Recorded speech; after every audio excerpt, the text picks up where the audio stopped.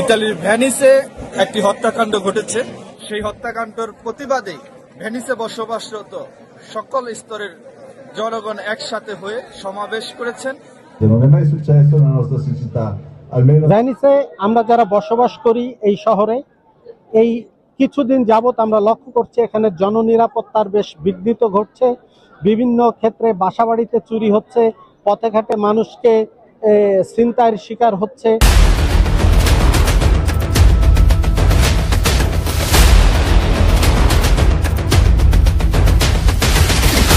ইতালির ভেনিসে ছিনতাইকারীর ছুরিকাঘাতে নিহত জাকমো গোব্বাতো জ্যাক স্মরণে এবং শহরের আইন শৃঙ্খলা ফিরিয়ে আনার দাবিতে ভেনিসের মেসোত্রে এলাকায় বিক্ষোভ সমাবেশ অনুষ্ঠিত হয়েছে। আমাদের ব্যুরো প্রধান জাকির হোসেন সুমন আরো জানান, কয়েকটি সামাজিক সংগঠন আয়োজিত বিক্ষোভ সমাবেশে ভেনিসে বসবাসকারী প্রবাসী বাংলাদেশি অভিবাসী সহ কয়েক হাজার মানুষ অংশগ্রহণ করেন। বিক্ষোভকারীরা